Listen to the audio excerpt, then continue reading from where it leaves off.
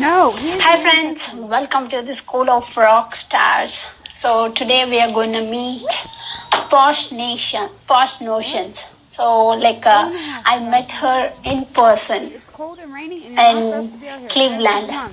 I went to Believe tour to meet Evan Carmichael. So she came there and I met her in person and she came with her kid. I love her presence and also she bought me customized t-shirts and also she gonna tell us more about this campaign Unbreakable, which is close to her heart. So now we are gonna meet Posh Notions Benny. So she is suffering with chronic pain illness such as for so many so I want to ask her more about her illness and also how she is overcoming it and also how she is balancing at the same time, how she is motivating others so that they can do their work. So I'm waiting for Posh Notions and thank you Srikant Garu. Thank you so much for joining. Thank you so much. And wait. Yes, she is here.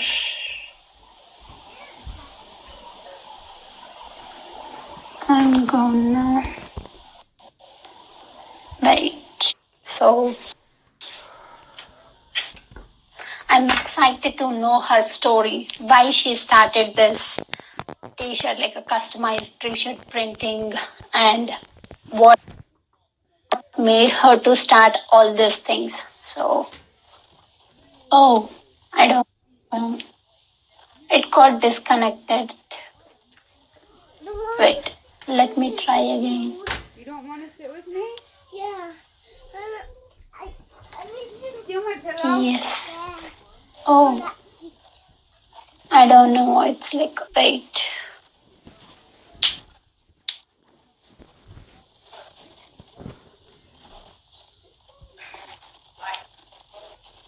Request, okay.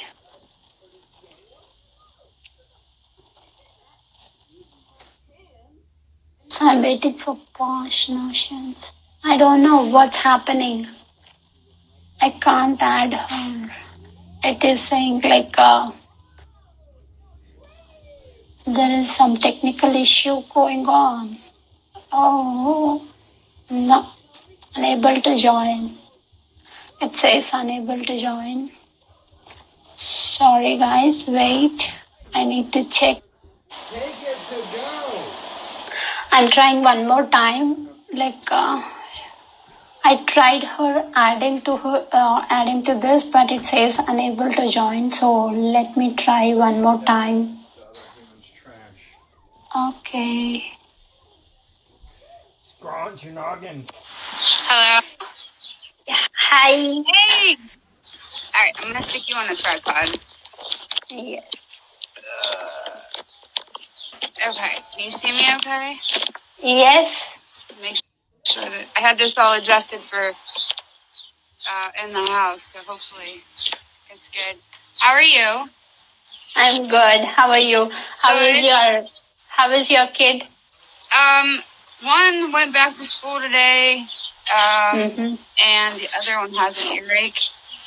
So I have your Unbreakable shirt.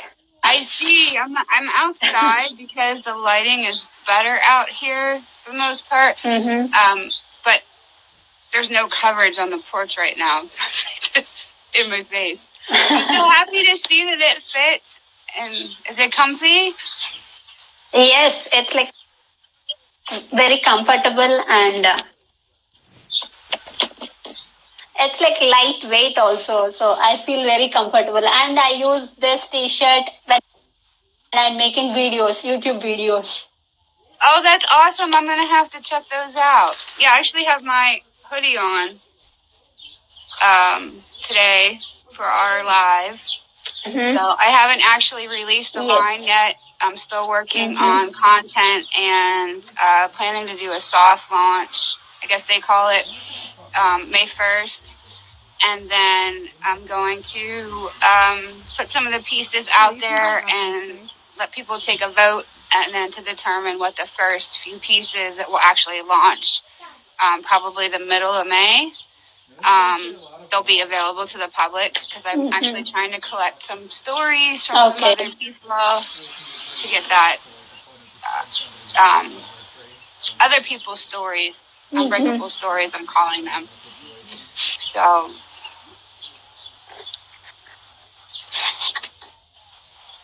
And like, why you started? Because I know you have, like, you are going through some chronic illness. Can I you heard tell? about the tree laws and people destroying their lives and what I don't know. I was listening. Yeah, your sound Can is you hear cutting me out. now?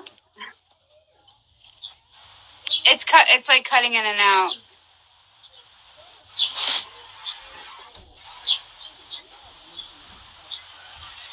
I can't hear you.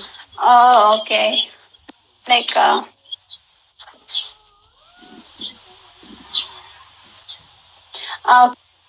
okay, like, I know I saw your story and oh, okay. Wait.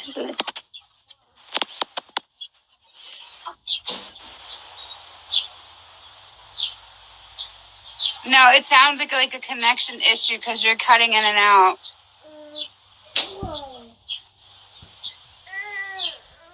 Can you hear me now? Yeah, that's better. I'm tired. Oh, you cut out again. Is it okay? Is it okay? I can hear. Yeah, I can hear you. It's just it was like cutting in and out. Let's talk about your chronic illness. Oh, you want me to talk about that?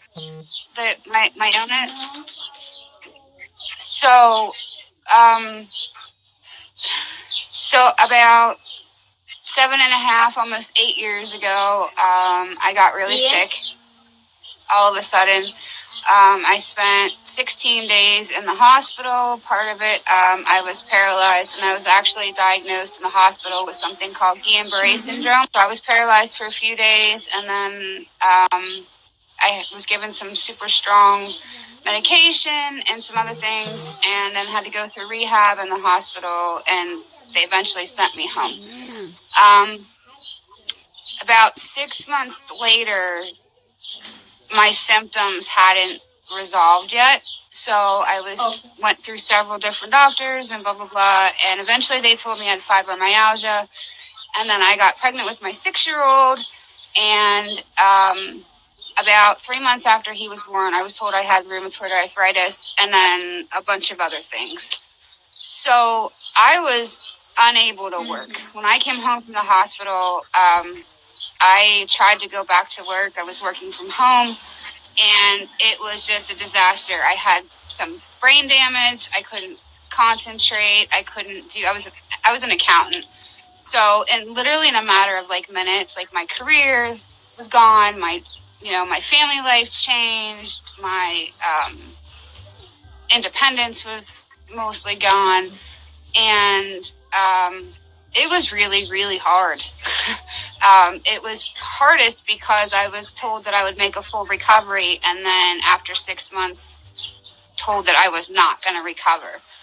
And I don't take no for an answer very well. So I kept trying to do things like eBay, and a lot of people were into the retail arbitrage now because there's easy resales. So I started doing that years and years ago because we needed income, and quit because I hated it. So I got pregnant with my now 2.5-year-old in January of 2016, and was looking for a creative outlet and also a financial, like a way to make money since I couldn't return to work. I just physically can't do a regular 9-to-5 job anymore. It's just not something like every day. Like I just can't at this point. So yeah, so I started with my machine and cutting decals, and I was making decals for my husband's team, and then I kind of expanded a little bit too much, and I was doing too many things, and then kind of scaled it back. And a friend of mine asked me, could I make a t-shirt for her son? And I was like, I haven't done it yet, but we can try. And after I did that, I was completely in love with the process of creating and designing on the computer. Like, I used to draw and paint and do all these things. My hands don't really allow that so much anymore. So I was kind of hooked on the new material because it's a different material than what you use for like your car or your windows or whatnot. So yeah, I kind of fell into it on accident. And I honestly have almost quit a bunch of times. Like, I got burnt out. I was trying to do, different custom designs. Custom design business is really difficult as one person because it's extremely time consuming. So I just went through a whole bunch of different things. And now, my latest project, and probably the most meaningful thing I've done since I started this right now, is this Unbreakable campaign that I'm working on. And I talked to you guys a little bit about it, and I've been posting on social a little bit about it. Hi. How you doing? Good, how are you? My mailman. And so I think the reason I got burnt out so many times is because, not that I was money hungry, but I was doing it as a job. Like, I was looking to do all of these different projects with people that, it's not that they were wrong or they were bad. It was just they didn't really align with what I somewhere inside knew that I should be doing. And a series of events over the past 6 months. So I started Humira. That was an injectable I was taking for my rheumatoid arthritis. I ended up quitting that last month because the side effects were way worse than the symptoms that they're supposed to be relieving. So there was that, and then that feeling of stuck again. And then it knocked me down harder than I've been in a really long time. I don't like it. Please stop. So I had heard of Evan Carmichael. We both know him. And I think that's how you and I met, actually, was through his content. Yes. And so I got to go see him in January. And he was here in Pittsburgh. And then I came home and I ordered his book, and I read his book, Your One Word. And it just completely, I don't want to say it changed everything, but it kind of brought me back to where I should have been in the first place, almost, which was like, I want to help people. Like, that bottom line, everything I've ever really done is somehow to help other people. And so you get to know your core values. Right. I got back to that. And it was all these little things that had been happening over the past year, and I was failing at this and getting burned out at that. I tried to start a podcast last year, and that was a disaster. Like, I ended up and I just actually realized yesterday, come full circle back to last spring, which was this, I want to be able to help other people who are facing chronic illness or other adversities get unstuck, find their hope, and live out their dreams, whether the same ones they had before they had the issues that they're having, or there's something completely different. Like, people can get unstuck. It's a lot of work. I've been doing this for 7 years, 7.5 years. I went through the 7 stages of grief. Like, it's messy, really messy. But so many people give up and think that they're just meant to live in misery. And it's hard when you don't have somebody reaching out their hand saying, here, let me help you and show you how to do this. 7.5 years is a really long time. Get down. Maybe in the span of my lifetime, it's not really long, but it's a really long time to feel like you don't know where your life is headed, or you don't have control over your body, or whatever the case may be. So now I'm on this healing journey, and I'm taking the focus off of being sick. And what can I do to heal, and then what can I do to help others, to like show them that they have the power to heal their bodies as well. And Unbreakable is just I said what? Because you right. mumbled something. And it was funny about that, a little side note. So a lot of people talk about transparency and sharing your story. Well, when I started the Humera back in September, I started sharing about my illness, and people were completely surprised by the fact that I even had this. But it was like the more I shared about it, the sicker I was getting. And I know a lot of it had to do with the medication. Like Humera is not a joke. Like it messes with your biology. It changes the way your cells work. It basically shuts off your immune system. And so I just kept getting, not only was I sick from my illness, but I was getting germ sick. Like anytime any of the kids brought some, I was sick for like 4.5 months out of 6 months, and I was miserable. But so I was talking about this because I want to be honest and transparent, but I found the more I was talking about being sick or not wanting to get sick again, I just kept getting sick. And it wasn't until I made the decision in March that, like, I'm done with these medications. I still take some medication, but I'm done with these, heavy duty. And something just clicked. It was like, that's the problem. Like, this whole time, this past 6 months, you've been focused on feeling miserable, feeling sick, feeling exhausted, trying to get through it, trying to stay positive, but I was still talking about being sick and not talking about healing. As soon as I flipped that switch and then stopped taking the Humera, it was like something lifted.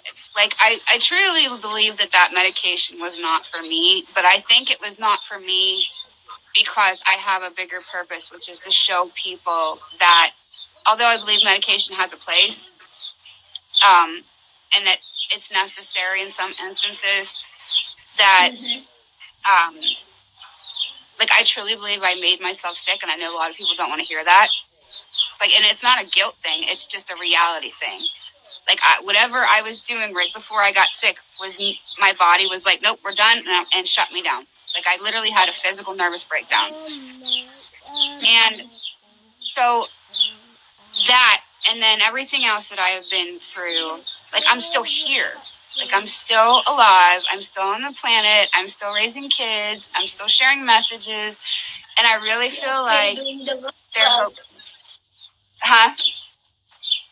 So that's where this Unbreakable... Right. And so that's where this Unbreakable campaign came out of, is that I think there's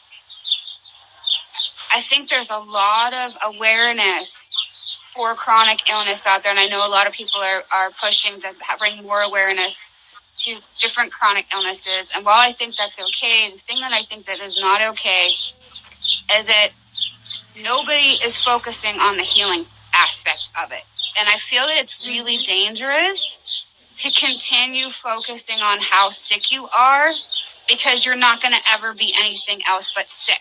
When you're building an Instagram around, so I have rheumatoid arthritis. If your entire Instagram page is nothing but signs and symptoms and problems with rheumatoid arthritis, and that's all you're focusing on, that becomes who you are. You're no longer Bonnie with rheumatoid arthritis. You become rheumatoid arthritis girl. That's who you are, and that's not who I am. And I don't believe anybody who has anything like this or other stuff, that's not your identity. So I want to bring awareness to the struggles people have gone through, but with a positive light, showing how strong these people really are, and how strong, for going through these things and still fighting every day. So that was a lot, but I just feel really strongly about that. But it's a pure value, because you told your story, what you have gone and still going through. Right. I'm still on my healing journey. I don't have this all figured out. In fact, it was Lily Ma who helped me realize that I wanted, I was already kind of working on the Unbreakable campaign, but at the same time, it wasn't, it was a completely different idea at that point. And I had a meeting with her maybe 2 months ago, and I was telling her that I'm building this business because eventually I want to become a speaker. And she's like, well, why don't you speak now? And I'm like, I don't know. And it was like excuse. And it's like, because didn't feel like I was in a position yet of like credibility or authority or any of those things. Because I don't have it figured out yet. But what I do have figured out at this point that she, all these bullshit excuses I had is that I've already managed to get through 7.5 years. So I have 7.5 years of knowledge to give back to people who are in the very beginning. You know what I mean? And that's, like I said, it was just like this snowball effect over the past 4 or 5 months that was like, helped put this together for me. I know how that excuses work. Like, we make so many excuses and we train our brain. Oh, yeah. I honestly, the biggest thing I was hung up on was like, what am I going to talk about? And she was like, well, I have 10 topics in this past hour that we were just, and I'm like, oh, okay. And I think it's more my fear of, so like I can do interviews like this, and obviously I can talk, like talking isn't my issue. I'm great at answering questions. The thing that I run into, and I'm working through this, is like my mind goes blank. Like when I'll turn on the camera in my mind, and I'm like, so I'm working on a process to help me make my own videos, so that so I get more comfortable with it and then get better at it, and hopefully won't need that anymore. But yeah, I did have a lot of excuses, and they seemed like really good reasons. Like they did, but the more I thought about it, I was like, if this is something I really want to do, there's always going to be some reason that I can't do it. Yes. And, I mean, Evan talks about that. There's a million reasons that you can't do something, but you only need... Right, yeah, you only need one really good reason saying that you can. That's 2%. Make 2% difference. That's right, exactly. So here. The biggest thing for me right now is I've not put any time frame on this. I think in the past I had these expectations where you should be able to do XYZ in a month, and then this in 6 months, and this in a year. And it's like, I'm not putting that unnecessary stress on myself anymore. Like, I have 4 kids. I do have this illness, which is completely unpredictable. I'm not dwelling on that fact anymore, but I have to be open and flexible to take care of my health and focus only on that in my family if I need to at that point in time. You know what I mean? Like, we were supposed to talk the other day and kids got sick. Like, they're my first priority, Yes. So but And you mentioned you used to work a 9 to 5 job. Like, what kind of job? Like, what kind of 9 to 5 job you work? Like so I was an accountant. I've worked a lot of different jobs. Cashier, waitressing. Sebastian, James, but back when my oldest two, back in Mommy? 2003, I went back to school for accounting. We didn't actually hit and you. got my accounting degree. And I worked in the field for 6 years maybe before I got sick. So it wasn't even something. I mean, it's not that I hated it. Like, I didn't hate the job. It paid well. It was like puzzle piecing, which is kind of cool. But I basically did it because I needed income, and I knew I would be good at it. I don't miss it. Yes. Yeah, both the jobs, like 9 to 5 job, and you are doing work from home, and you are doing your own business. So tell us, like, what's the difference and what you loved in each of those. So I really loved the people that I worked with and for in my old job. The woman that got me that job actually helped me move to this area of the city. We were in a not so great area.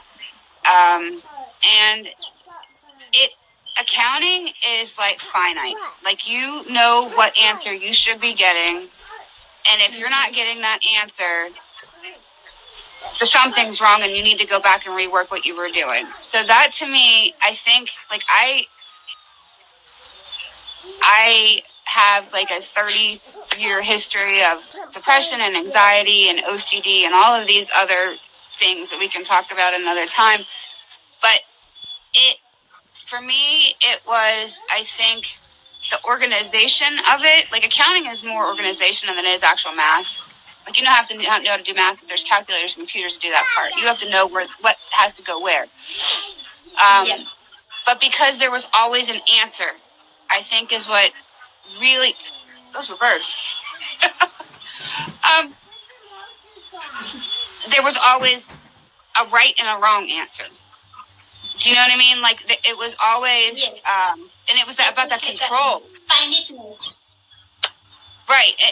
I think it had a lot to do with the fact that it was, I like things in order.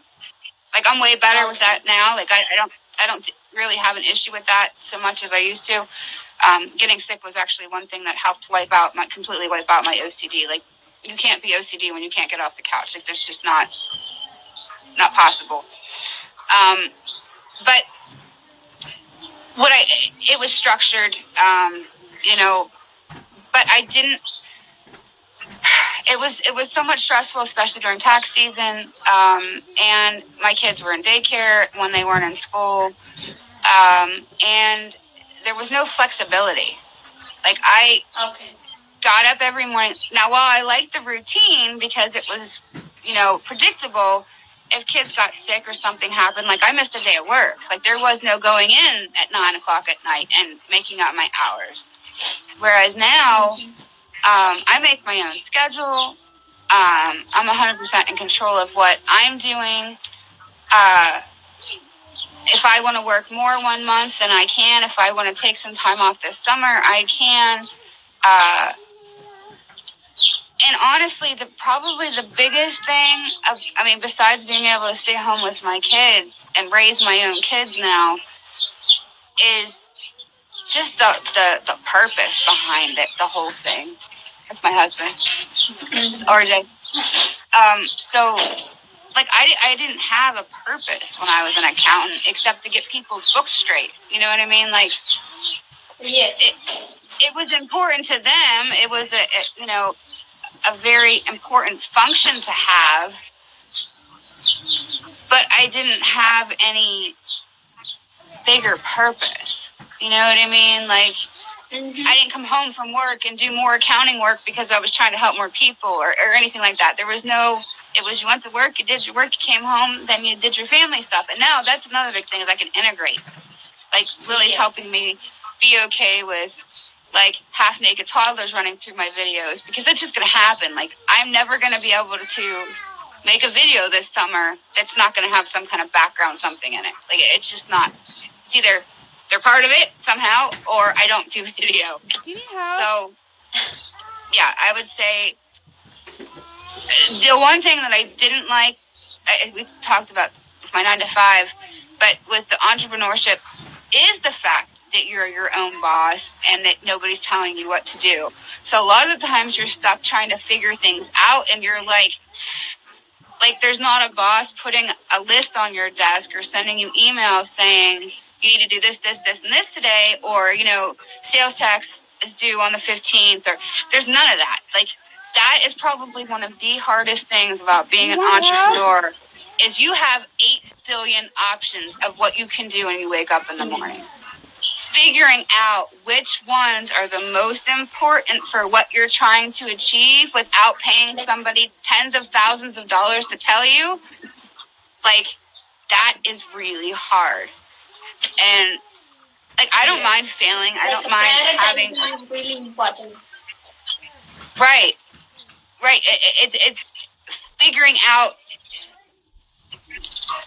And sometimes motivation is an issue too. Like, when you're feeling tired and crappy and miserable and, like, all you want to do is lay in bed, like, it's just the honest thing. Like, okay, I could not get on Instagram today and nobody's probably going to care. However, that's not bringing me any closer to my what I'm trying to do. Now, I'm not saying don't take any days off, because I sure have myself, but it's knowing like that it's a different kind of accountability.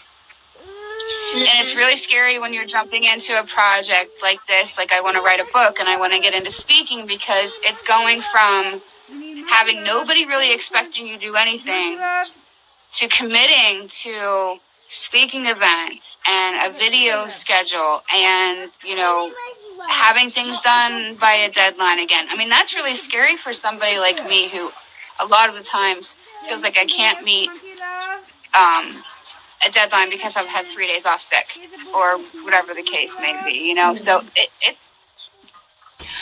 it's a big leap. And what do you tell to somebody who is shifting their career from 9 to 5 job to their own business? What is the first thing that they had to put in their? So I think the first thing that, and I'm still working on this myself, is don't be afraid to ask for help. I think that's a really good thing to learn, whether just for life in general, whether you're sick or not, whether you're working a business or not. Like, don't be afraid to ask the right people for help. I mean, the worst thing they can do is tell you no. I still struggle with this, because I have approached people and then felt like I might have overstepped my bounds by asking them, because these people are really busy and they've had these schedules, and then it's like, okay, I'm not doing anything offensive. They say no, then I move on to something else. I have always been somebody who's had a really hard time asking for help. I also do that. Yeah, I mean, it's. Yeah. I think because we're in an age where with Google, people go, well, did you try looking at Google first? And it's like, actually, yes, for 6 hours. Hey! I checked here, I checked here, I checked here, checked here. It's those couple of people that make you feel like, I shouldn't be asking questions, but you can't let it get to you. And like I said, I've let it. But again, Lily, thanks to Lily, she was like, she was helping me. Her boyfriend, actually, when we were in Cleveland, helped me with something, a YouTube video, an issue I was having with figuring out how to change the thumbnail. And he did it in 3 minutes. And here, I'd been sitting on this for 2 weeks because, one, I didn't know what the right question to ask was. I did try to check Google, and I was completely lost. And I was like, forget it. It's not that important. I'm going to move on to something else. You know what I mean? But it's getting over that. It's really just a fear of rejection. To be honest with you, is on one hand, some people are afraid to ask for help because they think it makes them look weak. And on the other hand, some people are afraid of being told no. And it's those are two things that if you're going to run your own business or organization of any kind, you really have to get over, or you're not going to be able to expand. You're not going to be able to scale. You're going to be you forever, because just you. Because, hiring is asking for help. Getting a book deal is asking for help. Learning how to speak in public, interviews, all of those is a form of asking for help. So, should not take S from anybody. That's what I learned. Take what? We should not take shit from S. Yeah. Yeah, it's, I think that's the biggest. Go and to address your question, going from a 9 to 5 to entrepreneurship, is you got to understand, you're going to probably have to scrape by. Unless you're coming into it with $1 million in the bank, you're going to have to cut expenses. You're not going to be going out to the movies every week. I have 4 kids to support. Yes. You know what I mean? I started out with my cutting machine that was a gift and $20 worth of vinyl, and had to just make things and take orders and buy a little bit more supplies and buy a little bit more of this and a little bit more of that, and just slowly build up until I don't pay myself. I don't get a paycheck. I'm buying more supplies. I am buying new materials to try. All of it goes back into you are or investing bills. in your own self and in your own business. Right. Exactly. Yeah. I mean, that's just be prepared to fail a lot, to be okay with that, and to be broke. Like, it's just, Yes. it's just, I mean, it's about priorities, honestly. I mean, that's really what it boils down to. I mean, I could go to the And even movies if on you Friday, broke, but maybe what? even if you broke also, you love that period of time because you got to learn so much. Yeah, really. I mean, there's so many other ways to enjoy entertainment without spending $400 on the weekend. Also, Yes. like I said, being stripped of my career and my, you know, independence and whatnot. A lot of people. Well, I was upset about it, obviously, for a long time, but it was such a teaching experience because we went from a 2-income household to just one, and my husband was working seasonally at that point. So it just, yeah, I've learned more in the past few years than in the rest of probably my adult life, which is saying a lot. So, but Yeah, and you in the previous you mentioned like you had gone through burnout. Like so, oh yeah, what kind of thoughts you got at the time, and how you came out of that burnout situation? how did I get so? What really, when I look back now over the past like almost 3 years of doing this or starting this, the thing that really led to my burnout was one was my expectations of how fast things were supposed to happen. Excuse me. And two, trying to accommodate everyone. Yes. Like I was offering basically and part of this was like financial. Like I was trying to take on every project that I could because I needed to pay the bills. I needed to buy food. I needed to do this. Like $16 there, $30 there. Like I was like, bring it on. But I was exhausted and the projects weren't really meaningful to me. It was cool because I was getting experience and I was finding out what I didn't like to work with and whatnot. So I'm not complaining about it at all. But yeah, those expectations of how fast you're supposed to move. Like there's no timetable saying you need to be at XYZ place in 2 years. Like there isn't. Everybody moves at their own pace. Don't. And two was, like I said, was trying to accommodate everyone. So like when I first launched my website, I hired this company. This is a really good example. I hired this company that approached me, and I had probably 30 designs I wanted to sell at that point. But on top of there being 30 designs, I wanted to offer them on like 6 different types of top in like 25 different colors, 6 different sizes, and I didn't realize at the time what a big deal it was to build an e-commerce site with that many options right off the bat, because I don't do web design. And Web design? it was a complete disaster. Like they couldn't do the project. It just didn't work. And the communication was bad and everything else. But in hindsight, like once I was done being upset about the flop of that and sinking money into something that didn't have, like I had nothing to show for, it was that the lesson was you can't accommodate everyone. Like you can build up to something like that, but right off the bat, like there's, like how was I even going to make all those things one at a time? Like they take time to make. So that's again why like I'm approaching this project way differently, where there's only going to be a couple of different options, or female options, male unisex options, and that's going to be it. And then if it grows from there, great. I can add more designs, add more styles, whatnot. But yeah, that I'm now pretty much have decided that like I love doing custom work. If somebody approaches me to do something, but I'm not advertising it anymore. Like I can't accommodate and raise a family and take care of myself that many custom projects at once. It's just not feasible.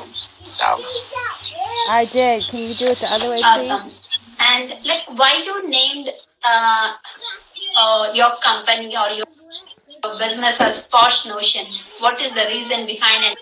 And what that's is a the really story good behind it? question. So way back, this is before Poshmark existed, before Posh started becoming this like what do they call that? Not a key phrase, but like a buzzword.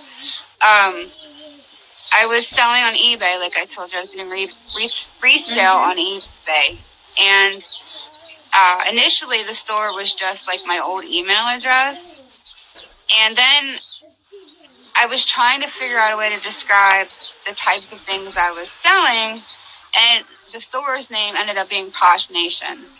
And then just over time, like getting out of eBay and whatnot, so Posh Notions to me basically just means unique creations. And that really describes everything I was going for in the beginning of starting to make, decals and custom gifts and ornaments and all the other different trinkets and things that I made. And then it just stuck. Like it still has the same meaning to me. Sebastian. That it's just creating something unique, So. And can you tell us about your logo? It's kind of a butterfly with heart. My dragonfly. So yes. I actually have one tattoo, and it's a dragonfly. And dragonflies to me have always symbolized good luck, although I didn't really quite understand the philosophy behind it until a few years ago. Like it was just from when I was a little kid, if I saw a dragonfly, like I thought it was good luck. I don't know where I got that from, but I ended up looking into it a couple of years ago, and they symbolize prosperity and good fortune, and because they're not super common here, and so yeah, it's funny because I actually made my logo before I even looked that up. I really love dragonflies. Like that's always been my thing. Some people like ladybugs, some people like bumblebees. Like dragonflies have always just been like my thing. And once I looked it up and it tied it all together, like it all made sense to me. I'm like, I have to keep using it. So, and then the heart is just because like every piece that I make legit has like a piece of my heart in it. Like it love. Time, yeah. I mean, every single piece is made with love because they're all handmade. I create, I design, I cut, I hand press. Rhinestones are placed by hand. Like it's all done. Blood, sweat, and tears, totally. Yes. And in our conversation, you previously mentioned that now you are not taking medication. So what, how you replaced or with what you replaced your medication? Is there any practices you are doing, something like that? Yeah, it kind of I quit all my psych meds back in October of 2017 after an interaction with my doctor who I'd been seeing for like 15 years. I'd been having these like fits of like rage and outbursts, and I was just angry all the time. And I wanted to talk to him, and he said, "Oh yeah, it could be this one medication you've been taking." And I'd been taking this medication for like 15 years, mind you. And I got really angry. Like I felt like betrayed almost.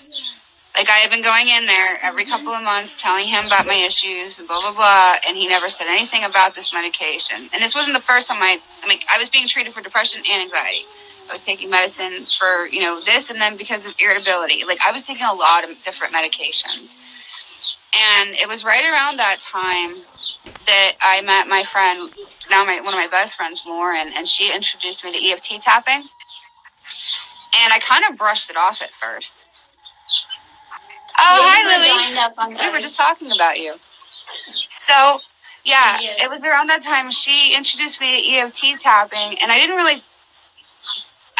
a little bit at first, and I was like, oh, this is really cool. And then I kind of, like, through my different burnouts and whatnot, I kind of fell away from it. But, like, in the period of time, I had surgery, I broke my ribs, I got burnout in my business again. And then come January of, like, 2018, I came across Evan and Tony Robbins all on accident. And then Gary Vee. And then it was just like this whirlwind of things I started discovering. So I do a lot of deep breathing. I do EFT tapping almost every morning, and sometimes during the day. What else do I do? A lot of it is mindfulness. Like, I know that word gets thrown around a lot, but I've read a lot of books the past year, and I'm using like you and I talked about David Metzler. I'm actually still not finished with his book. I haven't finished the last 40 pages yet. I don't know why I'm stuck with that, but I haven't done it. But the word he uses is cancel. And it's similar to Mel Robbins' 5, 4, 3, 2, 1. But I can say cancel like immediately. Like, it's 2 syllables, it's super quick, and it works so fast. Like, if you're having negative thoughts, and I was one that was really struggling with suicidal ideation for a long time. Like, every single month, no fail, for 2 or 3 days, like, really bad. And I don't really struggle with those thoughts so much anymore. But anytime I start thinking something negative about something someone said to me, and I'm not talking about like constructive criticism, I'm talking about like taking it to the extreme, like, I really shouldn't be doing this, or this is dumb, or whatever. Like, I use that. Or if I'm mad at one of the kids for doing something that they shouldn't be doing, and I catch myself getting angry, I use the word cancel. Like, I don't catch myself all the time. Like, I'm not perfect, but it's so fast and it's so easy to remember that really works for me. I just started doing some more meditating. I was doing meditating. It's kind of like an inadvertent meditating. It's these, so Doc Street does these like 2-hour affirmation meditations that you listen to while you sleep. So you listen to it as you're falling asleep, and then it plays while you're, sleeping. To be honest with you, I mean, I'm also taking a lot of supplements and things now that seem to be helping a lot. Vitamin D is extremely important especially for ladies, but 100% for anybody who has some type of autoimmune disorder like that, like RA. Now, I'm not a medical doctor, so I'm not telling anybody you need to check with your doctor first. But vitamin D is that one of those things where your mood, depression, just basic body function, like, you need it. So I'm now taking probably 10 times the dose I used to take, like, daily than I was weekly, and it has made a huge difference in everything. Like, really, all of that is about mindset and mindfulness, like being self-aware. Like, you have to first realize you have an issue before you can decide to attack the issue. Yes. And a lot of people are in denial and want to say, well, he made me mad. Like, that's another thing, is correcting your conversations with people, or in conversations with yourself too. But, like, instead of saying, so I teach my kids this, instead of saying, well, he made me mad, well, no, you're allowing him to make you angry. What he's doing is not nice, but he can't make you anything. You know what I mean? So it's taking responsibility for your own feelings and emotions, and taking that power back. Because when you're saying he made me mad, you're giving him that power over you. And that's huge. So yeah, those are my suggestions for like the very beginning. Is you really need to start being aware of the messages you're telling yourself, your environment, and what part you're playing in your own misery. Like, and instead of reacting, you should respond to yourself. Exactly. Or to others. Yeah. Right. Taking the time, the couple of seconds to stop yourself before you, yes. So that you can respond, and it's not a knee-jerk reaction. That's exactly right. Yeah. And like, what is your morning routine now? My morning routine. So right now, it's a little wonky, but I try. It's not minute to minute, though. I try to make it that way because some mornings my body just doesn't want to get out of bed right away. So I don't hit the snooze button. That's one of Evan's big things. However, I will shut my alarm off and lay in bed for an extra 10 or 15 minutes, awake if I need to. Kind of just trying to like accept the fact that it's morning time and I gotta get up and I gotta move and I'm achy and stiff and whatnot. And I have to wake up a cranky 6-year-old for kindergarten. I haven't figured out yet how to mindset trick that part of my life. And so I usually get up and I take my vitamins and whatnot, make coffee, blah, blah, blah. I try to stay off of social media until I'm fully awake because I find that my brain wants to negatively react to certain things I'm seeing coming through, even if it's not negative. Even somebody asking me a question and my brain's like, what? Because I'm so cranky. Like, I'm still tired. I shouldn't be talking to people that early in the morning.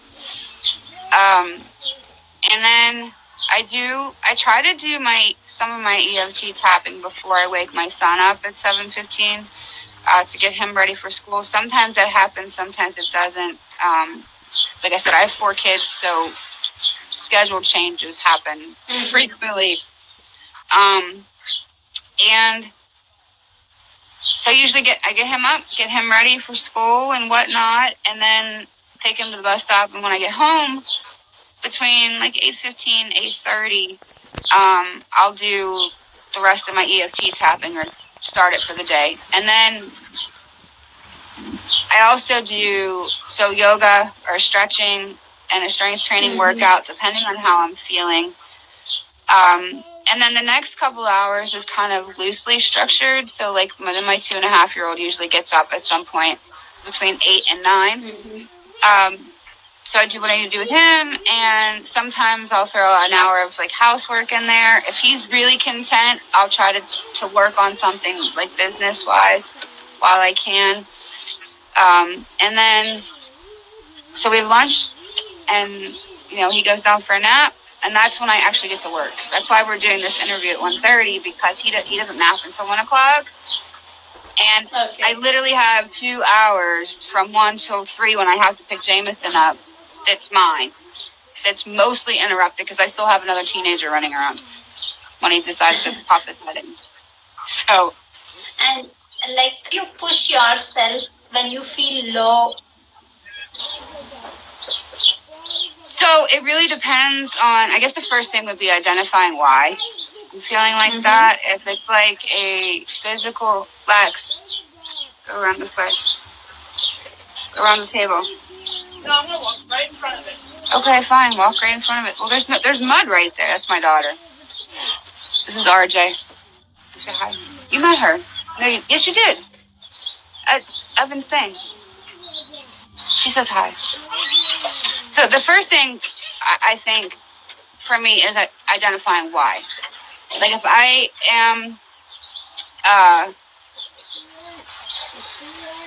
if it's like a cycle thing, is it something that happened yesterday that I really don't need to be dwelling on anymore? Though I'm pretty good about not letting stuff like bother me past a normal time frame. Like I let stuff go pretty well now compared to how I used to. Is it something hurting? Like whatever the case may be.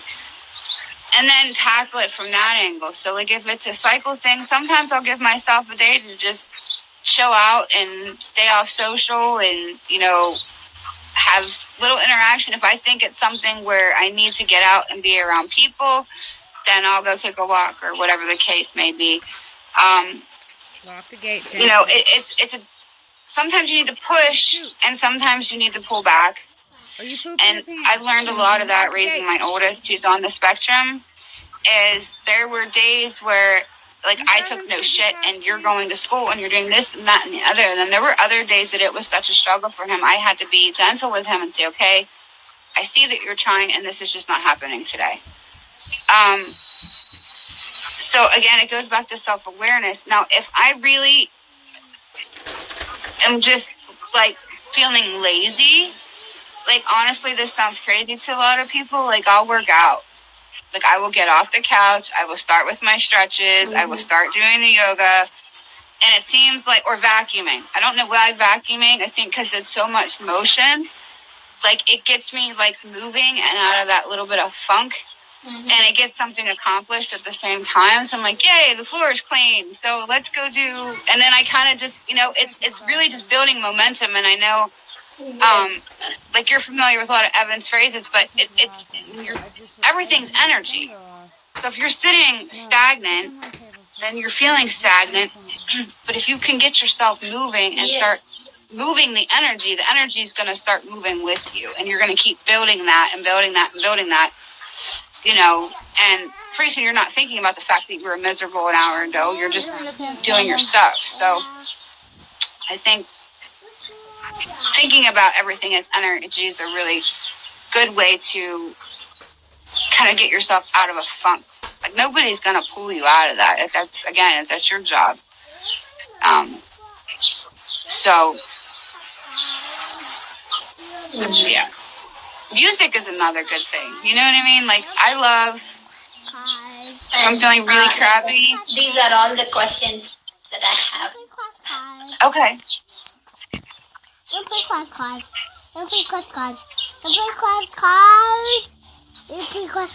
No, I'm not. I can't. I'm sorry, I didn't hear you. She's crappy. I do not. In something. You are in the middle. Oh, I was just saying that music is the thing. Something. Now, if I think way back to even as a teenager, was something that a lot of times we'll listen to music like that feels like our mood. But if you can flip that and put on something opposite, like if you're feeling miserable, put on like something happy or dance music or something you can't help but tap your feet to. Like I do that a lot when I need to clean and I don't feel like cleaning. Like it's cleaning music because it gets you moving. Like you can't help but like smile or bounce around. So yeah, that's a big thing for me too. And so, like, what is your last word? Like, what is the impact you want to create with your Unbreakable campaign? So I just want to, I know how horrible it feels to be stuck, to feel stuck and helpless and hopeless. And so I know that if I can get unstuck like anybody can. Like I told you, these years of depression and whatnot, like it ate me up. And I still managed to come out on the other side. My message is like, people don't have to be stuck. Like there's help out there. There are people who want to help, but you have to take the first step, either looking stuff up or asking somebody or even following someone anonymously, like Mel Robbins or Evan or Gary or somebody. But I just want to help people get unstuck and get that hope back and do whatever it is they're dreaming of doing or dreamed of doing. That's really my goal here. And where people can find you? So I'm at Posh Notions across social. My website is poshnotions.com. I'm on Facebook, Instagram, Twitter, and I'm on LinkedIn, though I think I'm under my actual name on LinkedIn. But yeah, so people can email me, they can check out my website, they can message me on social if they have questions, But I just want to say thank you to you. No, and you said you are working on your YouTube videos and all this stuff. Like if you need any help regarding YouTube, I know some basics, so I can help you out. I'm not like an expert. Oh, that would be fantastic. But I know some basics and all that stuff. Like about thumbnail. Yeah. No, that would be amazing because that's where I'm kind of stuck doing right it now. for like almost 8 months to 1 year. So I'm learning.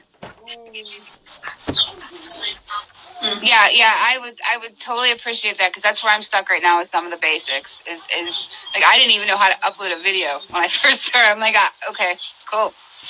But so that would be great. Yeah, I appreciate that. So.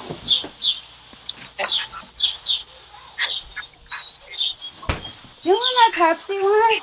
I can't hear you. Yeah, if you need, don't feel that it is a simple thing. Ask me anything. Oh, okay. I will surely help you for that. Okay, great. Yeah, I would. That would be fantastic. No. Let me know what. Some people will think it is a basic. Should I ask her or not? Yeah, we just talked about that. It's definitely, people are like, oh, I don't want to waste their time, but I mean, that's really. It's not about shortcuts. It's about not wasting time doing things. Like you want to learn, but you don't always have to do everything the hard way. That was another big lesson that I learned. You know what I mean? Like somebody else that you're friends with or acquaintance with has already done this, and they're the expert. Then go ask them. And if they don't have time, then they're going to say they don't have time. But at least you took the chance, the 5 minutes to ask them. So and most times people are happy to help. It's us that has the problem asking. So Yes. Asking for help is a strength. Right, it is 100%. I agree. Sorry.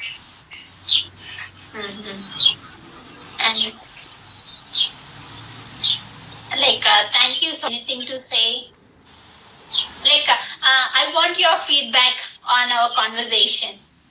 Oh, I think it was fantastic. I think I talk a lot, but you asked some great questions. Oh yeah, I'm learning how to keep things concise. So this is good practice. So I appreciate it. And yeah, we can definitely talk too through Facebook DM and or not Facebook. I'm sorry, Instagram DM and do it again sometime. I'd love to. I wanted to try to get a screen recording of this, but it wasn't working for some reason. I wonder if that was part of our connection issue, so I shut it off. Because I'd like to start collecting these interviews to see where I can improve as well. I've been watching the ones I've done with other people to take tips and where I can cut things. And plus, once you start hearing your own story over and over again, you can start cutting out the unnecessary parts. So it's been great. I appreciate it. And thank you so much.